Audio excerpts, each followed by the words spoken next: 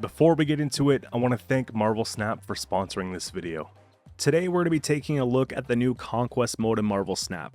To me, this is like an arena mode because we start at the bottom and we want to work our way to the top. So we get in through the proving grounds, and with that there, it's free to enter. But by winning a series of battles without a loss, we accrue tickets and we can use those tickets to advance to other leagues. So from proving grounds, we can go to silver, then to gold, all the way up to the Infinity League, which would be the highest level of play.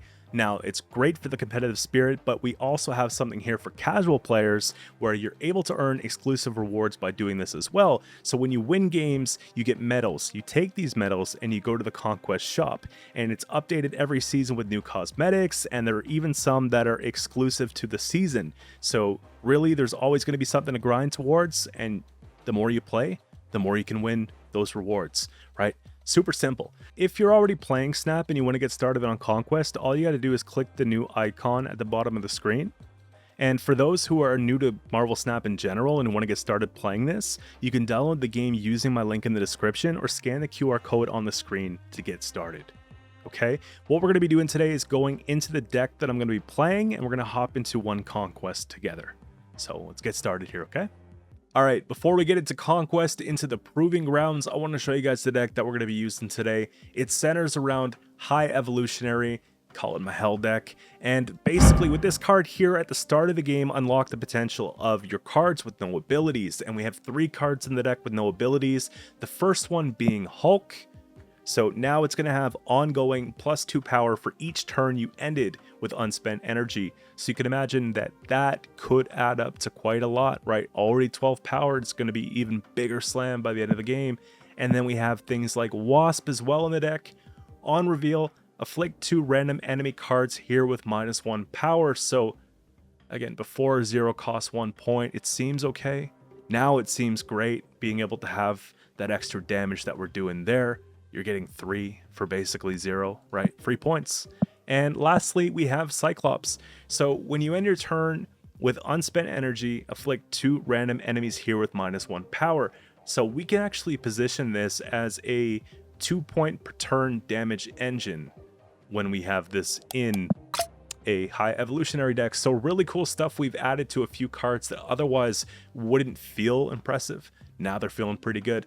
We'll talk about the rest of the deck real quick. We have Sunspot. So at the end of each turn, gain +1 power for each unspent energy. You can already see how this card is going to get ridiculous by the end of the game, and it's for only 1 cost, so it's definitely worth having in something like this. I have Nebula as well, so each turn your opponent doesn't play a card here, +2 power, except the turn you play this. Now, we can play it early, it's a 1 cost, so we get that curve out nice and early, and by the end of the game, this could be ridiculous, right? If the opponent doesn't challenge her, it's going to get crazy. So it's going to be one of those things that we just use as a diversion to our other plays, you know? And I think it serves a really good purpose for that. And we have Luke Cage ongoing. Your cards can have their power reduced. So great defensive card, 2 for 2, and it just prevents them from disrupting our strategy and getting a lot of control options out there and dealing with some of the stuff we have. Okay, so easy, right? I have Jeff here, one of my favorite arts in the game, great card overall as well. You can move this once. Nothing can stop you from moving or playing this to any location. So regardless of the conditions of the location or other cards, you don't have to worry about it. You put this wherever you want when you want to do that, right? 2 costs, 3 power, solid slam. And if you're losing a lane or you need support somewhere else, right? You can just go ahead and drag this over once. So very flexible with this card. Definitely something I want to have in here at the 2 cost, you know what I mean? And this is one of the most annoying things that the opponent's going to have to deal with, but one of my favorite things that we're going to be able to play. And on reveal, flood this location with Storm. Next turn is the last turn cards can be played here. So basically we're setting the timer saying, hey, we're locking down the lane. It's over. What you want to do, you better get it over with, because after that, nothing can be played here. So really good setup for mid to late game with that one there. And then I have Wave on reveal. All cards cost 4 till the end of the next turn. So you can do this one of 2 different ways, right? We could take that, we can make Hulk a 4-piece, we can get a better slam for lower cost, or we can use it to disrupt the opponent's play let's say they want to play a couple low-cost cards late game. Well, now they can't, right? Because we just made them all 4 costs. So they can only play 1 card in that case. So it really makes things difficult if you're playing into certain decks and you have to use your discretion as to when to play her based on the matchup you're facing, okay? So that's pretty much it. Couple different things here. Professor X, again, really good card to have here. Ongoing lockdown this location. Cards can't be added or removed or anything like that. So just a solid way to secure the lane and force them to play where they don't want to play. And Dr. Doom plays even more into that, right? So add a 5-powered Doombot to each other location. We're basically just jamming down the 5, but we're also getting, you know, the 5s on each other location. Again, that with a Jeff and, you know, stuff like that, just being able to move around, support, you know, it makes things solid, and just the deck rolls out really smooth. You'll see in the gameplay here, I'm sure. So let's get into it and let's prove ourselves on the grounds. All right, so we got John coming up here, and I'm sorry, man, you're going down. Round 1, let's make it happen.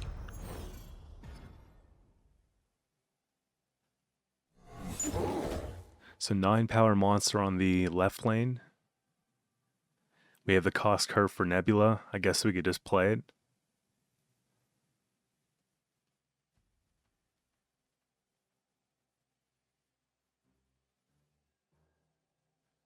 For me, it's always like, where do we put the cards, you know? If it doesn't really matter, then it's hard to choose. I have to sort of predict maybe where they're not going to play. Generally, they're not going to play somewhere maybe where there's reveal in 2 turns. We can afford to put it on right, take our chance that way.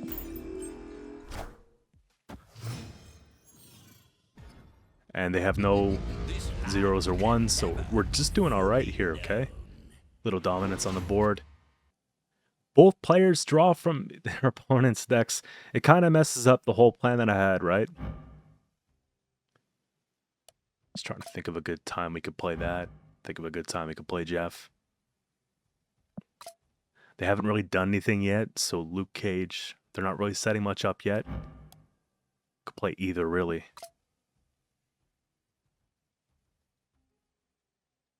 Which one's cuter, you know? Sometimes that's how I pick.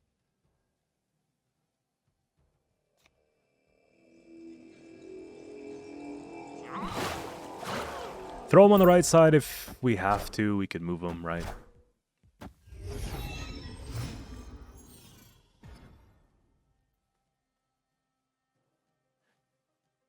Okay. That's kind of annoying. So we got to move Jeff so we don't get it killed. Okay.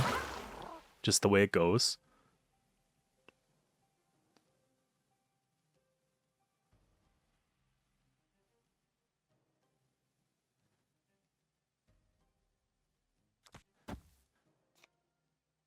Might as well just play the wave. It's not going to hurt.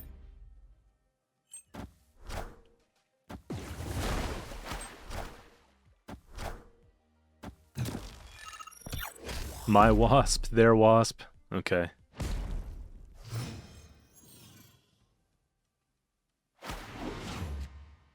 Doing okay. Pull into Dr. Doom. That's a lot of points.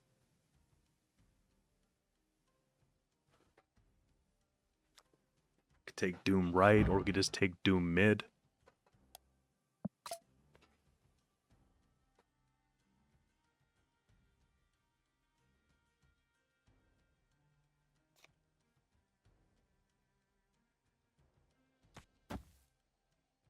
Yeah, we'll just go for that.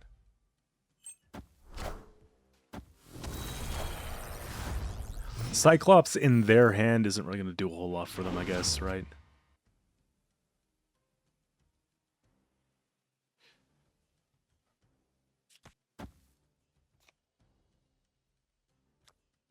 Sure. I'm just dumping cards. I like playing my own cards. I don't like playing their cards.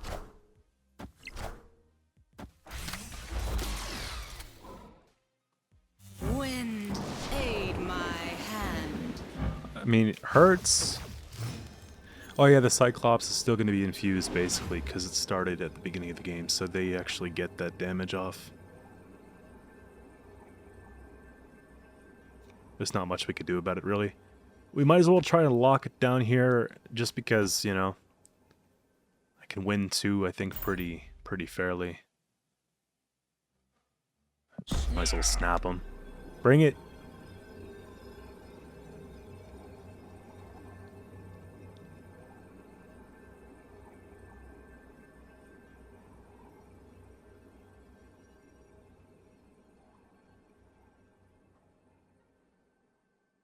That's right.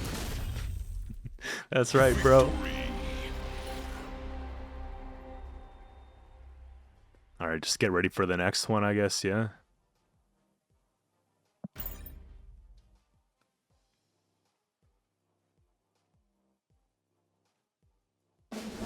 I love that you get to keep battling the same person, really. Show John once, we're going to show him again here.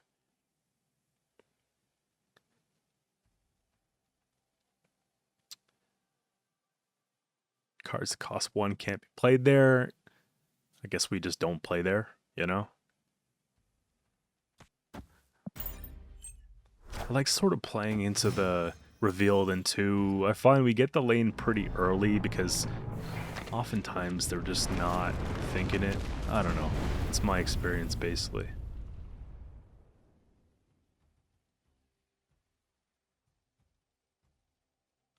Want to play Nebula left? Can't. Guess we could just do that.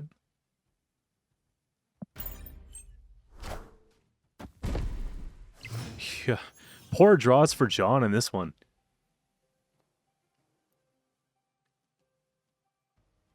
Could play Cyclops, could play Wave, could play Storm.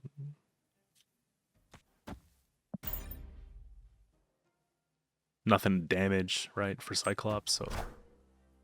Wind, aid my hand. You see that Hulk climbing right there? 14 so far. Okay. Here, let's cheese it. I want to get this card down, get Hulk even bigger going into late game.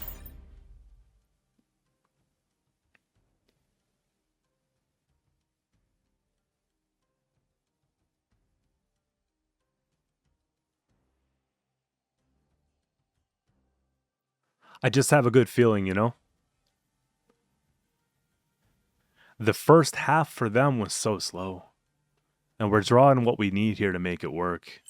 Like, we could deal with this, you know? Storm kind of hurts. Aid my hand.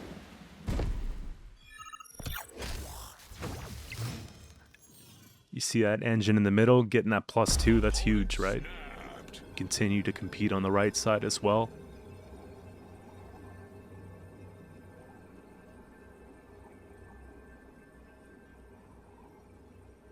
So we can either dump Hulk. Well, we gotta wait for Hulk. We could do either both of these cards or one of them, just so that we have that not spending all, because then we're getting the Cyclops payoff, and we're gonna be getting the Hulk payoff. So it could just be like Wave comes down, and that's about it, right?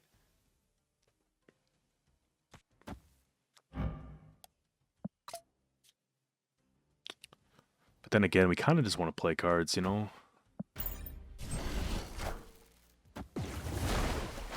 I'm just not convinced that we're going to have enough on right if I don't play them both. Because I also want to try to contend for mid.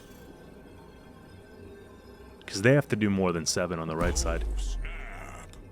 Thirsty. Yeah, if I put pressure on mid, then they pretty much have to win all 3. Which gets tough, right?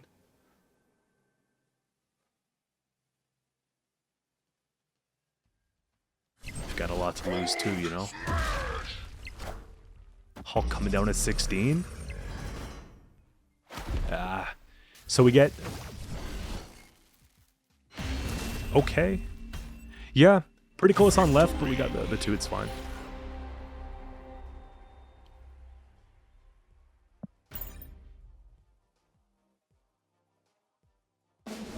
Right on. Round 3, let's go.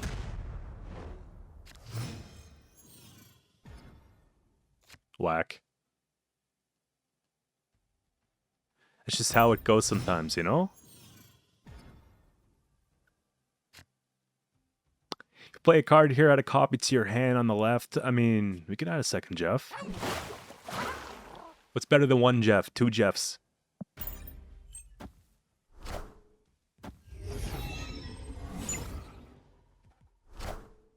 First card you play gets to +3 and moves. I mean, that could be good, but...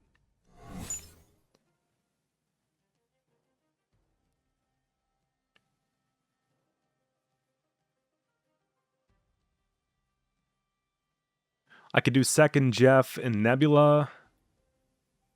Or we could do Storm. Kind of want to get Nebula out there. Get the engine overload going, you see?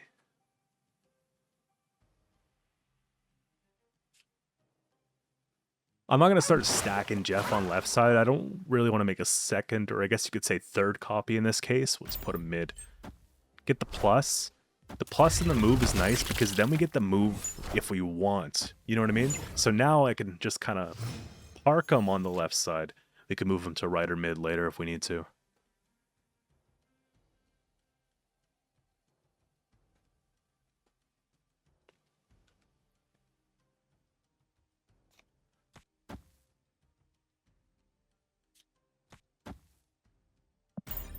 Lock down the right side because we have the left looking pretty good. It's going to force them to start doing things, and they pretty much filled up mid, so mid's going to be actually pretty easy to come back and work with here. So realistically, I can move one of the Jeffs to the right or one of the Jeffs to the mid and have that contesting. If we lock down the left there, then they're stuck. Yeah, we'll just move one of the Jeffs over.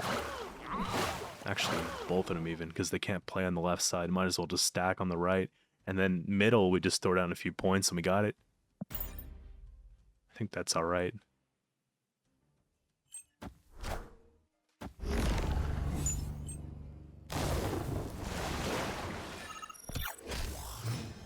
Bro, it's over.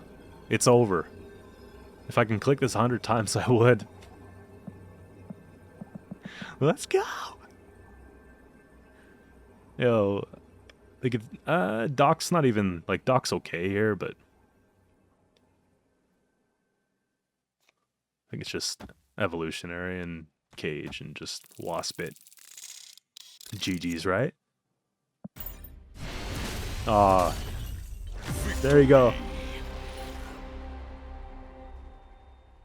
Good stuff. I enjoyed it. Thanks again to Marvel Snap for sponsoring this video.